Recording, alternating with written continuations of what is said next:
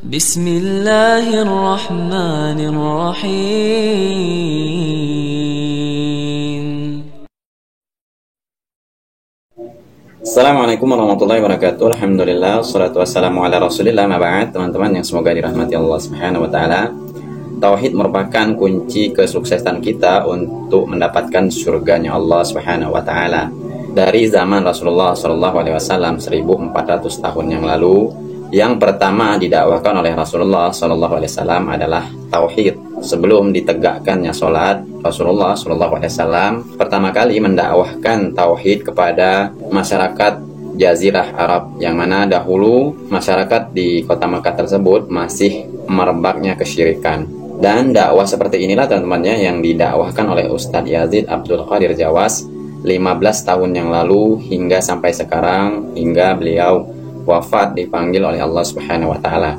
Ustadz Yazid Abdul Qadir Jawas ini selalu mendakwahkan tauhid kepada umat, kepada masyarakat Indonesia umumnya, tentang bahayanya apabila kita melakukan perbuatan syirik.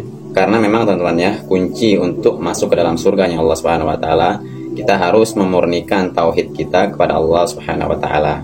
Dan inilah teman-temannya, saya akan menampilkan video ceramah Ustadz Yazid Abdul Qadir Jawas 15 tahun yang lalu di depan MUI. Beliau ini merintis dakwah tersebut dimulai dari tauhid, dan ceramah beliau ini teman-temannya tidak berubah hingga sampai sekarang. Beliau selalu berupaya mendakwahkan tauhid dan memurnikan akidah umat Islam, agar umat Islam di Indonesia ini dijauhkan dari perbuatan yang bisa menyebabkan kesyirikan atau keluar dari agama Islam. Coba mari kita simak video Ustadz Yazid Abdul Qadir Jawas 15 tahun yang lalu di depan MUI. Ini dia videonya. Nabi dan Rasul yang diutus oleh Allah Subhanahu wa taala itu banyak sekali. Nabi saja 124.000 nabi. Yang diutus oleh Allah 124.000 nabi.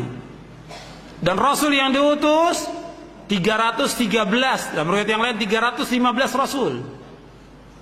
Dari hadis Abu Dzar Al-Ghifari yang diriwayatkan oleh Imam Ahmad dan juga diriwayatkan oleh Imam Ibn Hibban, dan dihasankan oleh Syekh Al-Albani dalam kitabnya Silsilah Hadits As-Sahihah.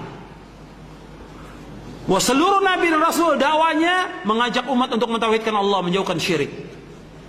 Semua nabi dan rasul.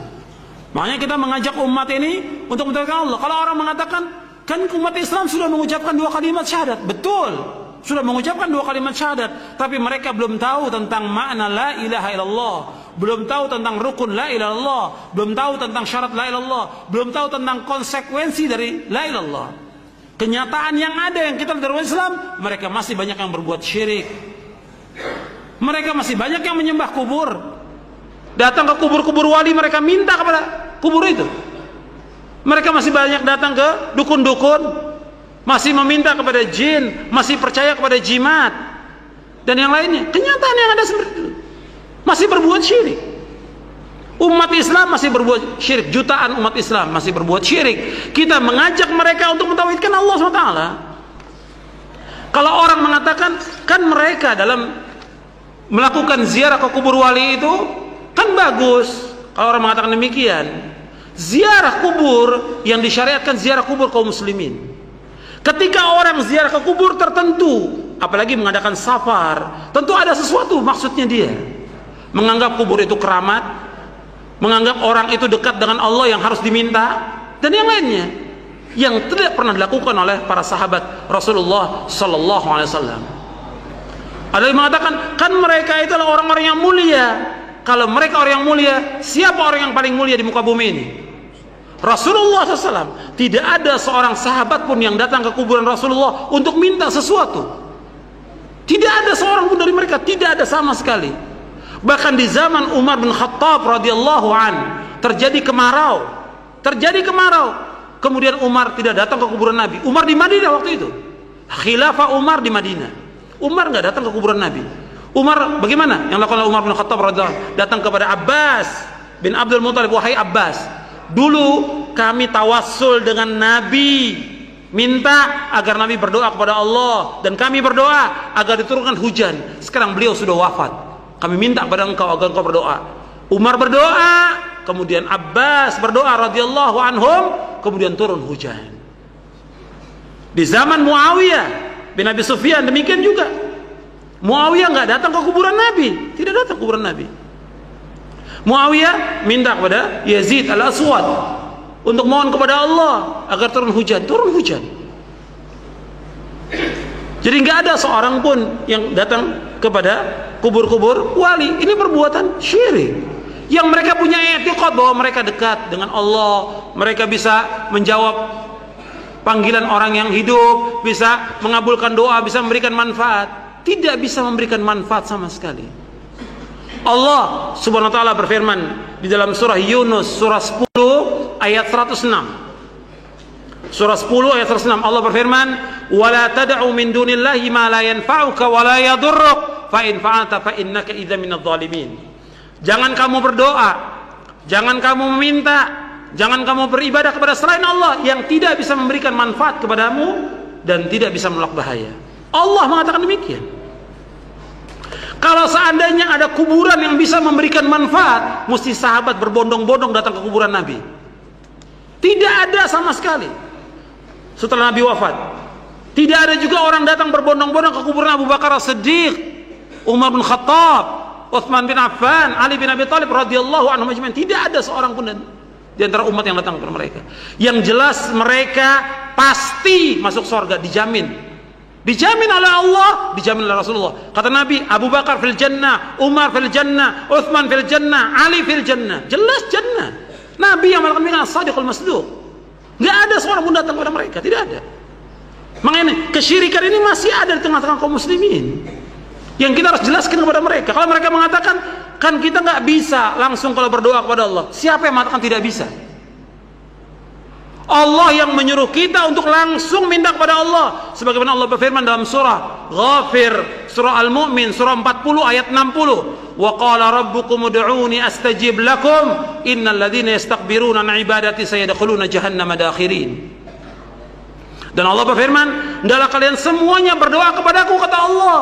"Aku akan kabulkan doa kalian. Sesungguhnya orang-orang yang sombong dari beribadah kepadaku, mereka akan masuk neraka jahanam dalam keadaan terhina." Allah yang menyuruh berdoa langsung. Sebagaimana pernah disebutkan sahabat berzikir dengan keras. Kalian tidak berdoa dengan yang tuli, kalian tidak berdoa dengan yang gaib, kalian tidak berdoa dengan yang jauh, dekat. Maka Nabi mengatakan ketika sahabat bersuara dan berzikir dengan keras, kata Nabi, "Irba'u ala anfusikum fa innakum la tad'una asamma wala ghaiban, innakum tad'una sami'an qariba." Hadis sahih riwayat Bukhari.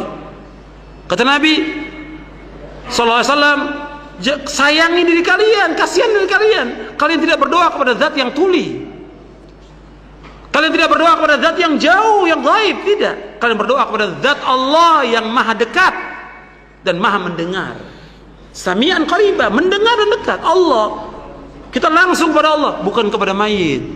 Nggak boleh kita, jangan kita mengatakan, kan kalau kita ketemu sama presiden, sama raja, itu mesti melalui ajudannya. Ketemu sama wali kota, ajudannya dulu, nggak bisa langsung. Nggak bisa Allah disamakan dengan makhluknya, tidak boleh. Laisa kamitslihi syai'un wa huwas samiul basir. Allah tidak sama dengan makhluknya, tidak sama. Dan Allah itu maha mendengar, maha melihat. Dan Allah berfirman, walam yakun lahu kufuwan ahad. Allah tidak sama, Allah tidak sebanding, Allah tidak setara, Allah tidak semisal dengan makhluknya. Langsung kepada Allah. Nggak boleh kita samakan dengan raja, nggak boleh kita samakan dengan presiden, nggak boleh kita samakan dengan tokoh apapun juga. Langsung kepada Allah berdoa tanpa perantara. Dan begitulah teman-temannya, mestinya dakwah para tokoh alim ulama di Indonesia ini. Seharusnya ulama di Indonesia ini selalu mengingatkan umat Islam khususnya di Indonesia ini kepada kesyirikan, dan hendaknya para tokoh alim ulama atau para kiai selalu mendakwahkan tauhid dan memuridkan akidah agar umat Islam di Indonesia ini terbebaskan dari perbuatan kesyirikan. Dan di sini teman-temannya, kenapa saya mengagumi setiap ceramah yang disampaikan oleh Ustadz Yazid Abdul Qadir Jawas ini, Beliau selalu mengingatkan kita tentang bahayanya kesyirikan dan ibadah-ibadah yang tidak ada contohnya dari Rasulullah Shallallahu Alaihi Wasallam.